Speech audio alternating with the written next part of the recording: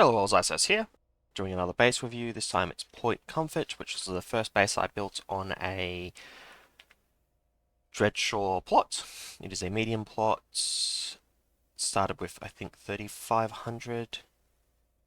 Yeah, 3,500 capacity. Now up to 4325. And it has 68 raid attempts with 277 kills for 4.1 kill ratio. I don't know how accurate that is based off what's happened here because I did make some changes fairly late in its life, so maybe that would have fluctuated a little bit more if I put it through the queue a few more times, but this has just been mastered, like the rest of the ones that I do base tours for.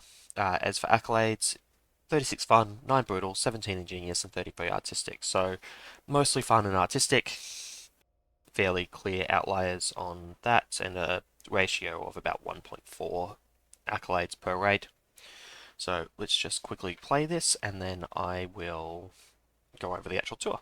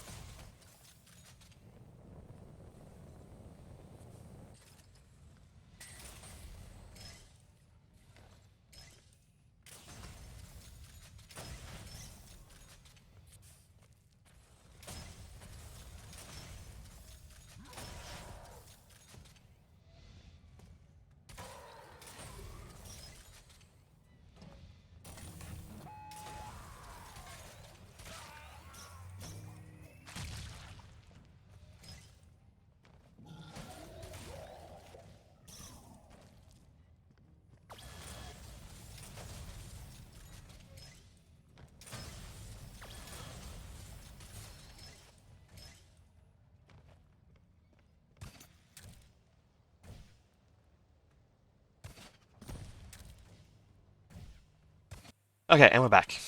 So, as you can see, this is a Dreadshore map. Very different aesthetic to the Red Sands ones. You've got the rain coming in, you've got the greeny, the ochre colour, I think that would be aqua. And generally fairly flat maps as well. They don't have as much verticality as the Red Sands ones, from what I've seen. And what we have here for a basic overview, we've got like this church thing, goes into like this makeshift wooden area that creates a path through to this tower, clock tower, which has a secret exit in it, which you can see very clearly in build mode. Off in the distance, yeah, we've got this lighthouse that kind of messes with the lighting a bit from time to time. And one of the tombs is right here. just as you enter the actual base. Now, the first thing, I've done a pretty standard setup that I have normally used for making churches before. It's using the cathedral blocks, the rugged home blocks for the roof, and just this symbol here, using these two particular lights, which happen to came from the same set, so it's not too bad, although it does, if I don't actually use that set anywhere else, which I don't think I have here, that can take up a pack for specifically that, which is unfortunate. As you enter here, you'll notice incinerators, bomb traps, so this is kind of saying if you go too far in, you can't turn back. So most people will actually stop here and they'll actually start dealing with things slowly. So they'll kill these. Some people kill these. If you kill these and then kill these, you often end up in a bit of trouble. It's much easier to kill these first. Which makes sense. They're incinerators. They're what's actually stopping you from going and collecting your ammo if you need to. And these bomb traps are pointing like kind of in the center. Kind of away from the center. You can probably walk through here without triggering the bomb traps, but there's so much stuff behind you that you kind of need to deal with that, and these become a bit of a threat at that point.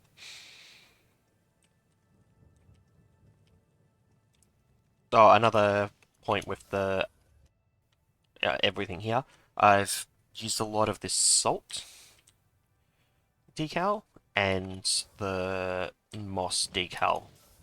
They're both from the same pack. That's not super relevant for moss and salts because they're decals, but I've put that kind of like all over the place to try and make it look a lot more weathered than it was before, which is a very nice include in the dreadshore packs. Anyway, just behind these incinerators, there's these 3 guards. The reason for this is these guards are needed to bloodlust trigger the ones behind us. No one seems to notice this block here.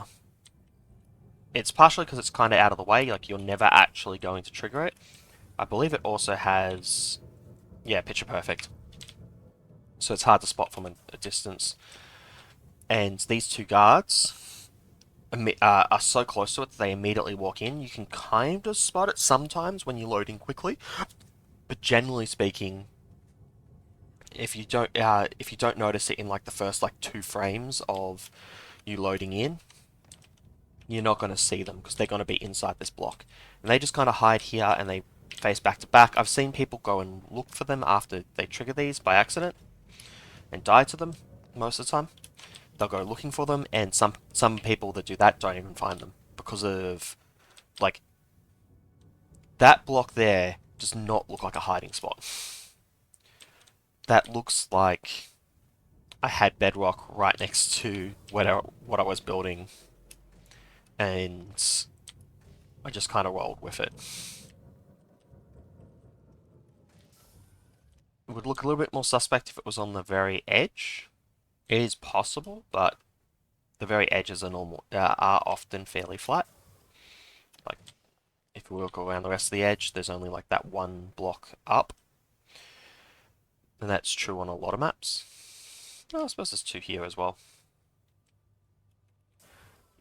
Yeah, so generally speaking, I would want to put the bedrock more central to the fake bedrock to hide guards in. Anyway, yeah, so these 3 guards are here just to trigger that, but they also provide a threat themselves.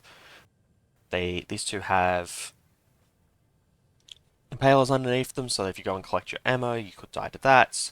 This here, it was here before this guy was placed here. He has Deadman Switch, so what ends up happening is if you step out a bit, you will trigger this. It has Double Down and Hunter, so it can hit you if you keep going forward. Sometimes it'll hit you if you go back and don't go back far enough, but also it triggers the Deadman Switch on this guy. He also has armor because he's very close to you, so if you are standing about here, so not triggering this yet, but you are out a little bit, he can see you and start attacking you. And he's probably actually more threatening than these because I believe Ravagers have a faster wind-up time than enforcers. And while you're dealing with this, you should be looking up here trying to deal with this. You've got two Ravagers coming around the corner and coming in here and trying to shoot you. They'll often get to about here and then shoot you, and that's got a lot of kills, honestly. If you do manage to deal with all this, the next thing you need to deal with is this. So there's just a bunch of corrosion cubes. This is just because I don't actually want to close off this room. I want it to be open. And in here we have two Hunter Relentless, I believe it is. Yep. And I've also checked and I've made sure that they trigger at the exact same point. Sometimes if the ramps are the wrong way around, they'll trigger at slightly different points, but these two trigger at the exact same one. And there's another one up here, so that once you've dealt with these two, if you think you're safe, you can just sometimes some people run out or they'll try going up to avoid these because they can see this and they get killed by that. It wouldn't be needed if this was a more tight setup, but because I kept this room fairly open, I kind of felt like I needed that third one. Though, I will admit these two get the most kills. Now, let's see if we can bring up the skulls. Yeah, so you can see a lot of skulls. Most of these skulls that go back here as well will be from the bolt shot. It's hard to say which ones are actually from the one above. Is that a bolt shot one? That's from the defense that was deleted. Yeah, this is all stuff that was deleted down the line because this whole section used to be different. Anyway, let's turn the traps off again. Sorry, the skulls off again. So this whole section has been changed. This was on dangerous for most of its life, around level 8, 7 or 8. I swapped this back section because I wanted to make something that I thought would be more interesting for me. So we started with just using a lot more incinerators and death pistons, and this guy here can have Warmonger put back. Can have Flamewalker put back on him. Get rid of short leash. Put Flamewalker.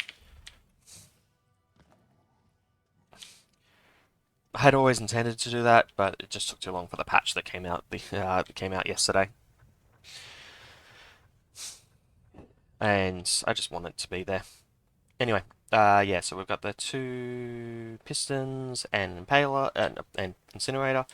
This is just to make it harder to walk into this room. It has to be the incinerator has to be up there because I have an angled corridor off to the side, and I think this was always somewhat like this. It was always like angle back to try and get to the entrance of the tower, which used to be a lighthouse, but I think it looks better as a clock tower. Anyway, yeah, this is pretty classic, like speedrun trap. This is kind of a speedrun trap because it's in pistons pointed at with an incinerator pointed at it, so that if you try to just run through this room, you have some difficulty. You might get caught by one of these things here. It's not quite long enough, and this does a similar job as well, because it's really hard to jump over the enforcer to deal with the incinerator, and that just kind of forces you to slow down a little bit. Now we have another bolt shots with Hunter and Double Down. It goes off into the points this direction, and because of Hunter can go out this way. But in here, I'm hoping that someone would go this way, trigger that, but I think it's really just I had extra points, so I put a thing here. And there's no real harm for that there because it can't hit anything else. Then I've put up here, I've got a bomb trap, and this bomb trap goes through a splitter as well. And there is an impaler here, so that if someone tries to hide up in here, they're likely to get hit by the impaler. Because you're not very likely to want to stand on one of these, because the bombs might get stuck on these. But if you go all the way up, you might avoid that, but you'll get killed by the impaler, which you cannot see from down here because it's on one of the edges that you're blocked off from. And this long edge here that is fully exposed is this edge here, so you always have to trigger it if you walk past, though you can just shoot up here. And the splitter runs the bombs here and down here. And when they come out here, they split off this again, because most of the bombs actually do come out this side, not this side. Most of the bombs come out this side, and then you've got some coming into here, some going down to there. You theoretically could stand like here-ish. If you go too high, you'll be in the corrosion cube and you might die, but there's a few spots you can stand, but none of them are consistently safe. Bombs might get stuck on things. They have a little bit of variance in how they bounce. These are solid and splatter, so if any of the bombs hit them, they will create more danger in this area here, which is a spot where I think you're most likely to be. Second tomb, second and last tomb.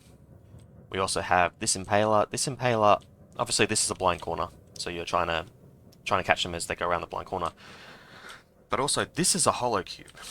So if someone misses this entirely, walks to here, which would normally be safe, triggers that and then takes a step back, they might get caught by this as it triggers, which is very good. But what's hiding behind here? I've got 4 guards, 2 warmongers, 2 ravagers. A warmonger and a ravager runs this way. A warmonger and a ravager runs this way. So if somehow you trigger this and you like back up and the things don't see you, which is almost impossible because you normally can't trigger hollow cubes without seeing them, though theoretically with the demo cannon you could shoot the demo cannon like here and do it. You're still going to get caught by them because they're either going to go back and catch you or forward and catch you if you somehow manage to get past this without triggering it and run forward. Which I don't know how you could do, but just on the off case. Also, so this is obviously a Masquerade and Picture Perfect, because it's right in the player's sightline. I want it to look real, and I want it to block the guards from running through. Up here we have another one of these bomb splitters. This one doesn't have an impaler on it, but it does have this guy here. This guy here has Deadman Switch on him. When he dies, because he's so close to the edge, he falls down here and dies and falls here. So what ends up happening is these bombs go off. If the person backs up, there's an explosion here about 2 seconds after the bombs come out, and then an explosion 2 seconds after that. So that can catch some people. Though I don't know if it has yet.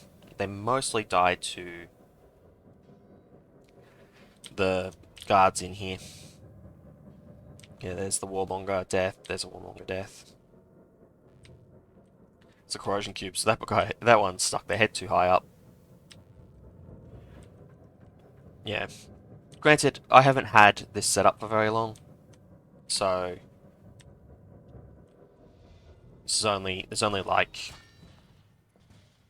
10-ish raids, and I've got 2 kills with the guards from in here already from it on 2 different people, so that's not terrible. As we go up, this is some not impalers, incinerators, death pistons, bolt shots, just various things to just kind of slow things down as you're going up. Maybe they'll catch you. These are all basically blind corners. And then this section here, this guy here is standing right on the edge. I believe he doesn't have Deadman Switch. So he can kind of bounce things off this corner and send it back down, which is nice.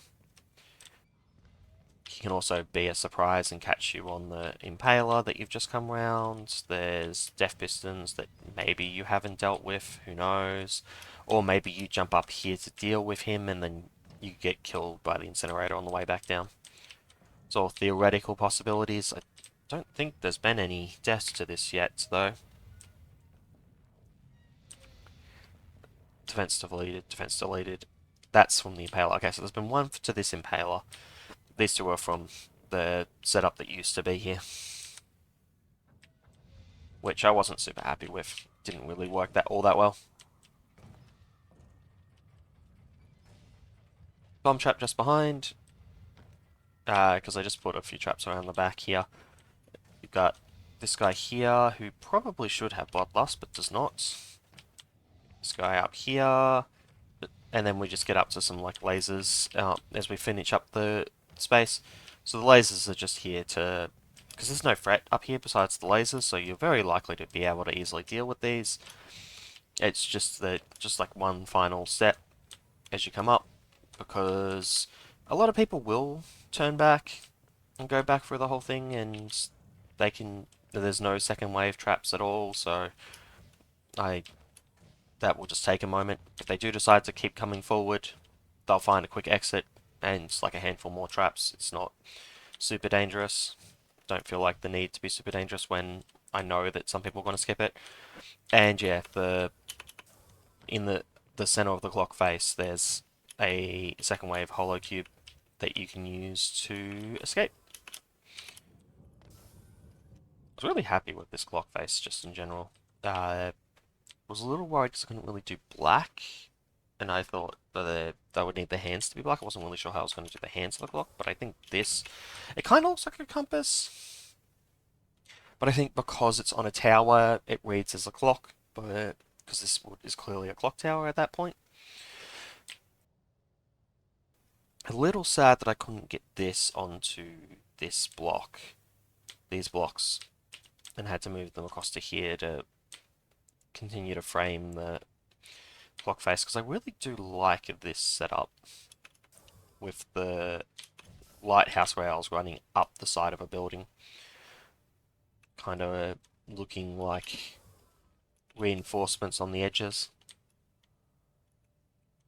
And these are just the master decals, which I just put here because I thought it was a good way to be like, hey, you mastered my base. Thanks for that. And yeah, nothing else really of note in the base. So that's everything. This base will remain on social for the foreseeable future. And then if it's not on social anymore, I'll update the description. I will have another base tour this week. I did a lot of building last week before. A week and a half ago, I did a lot of building. So we're going to have one more base going mastered in a day or so. And there will be a Sledge Blade guide on Sunday if you are interested in that. Anyway, until then.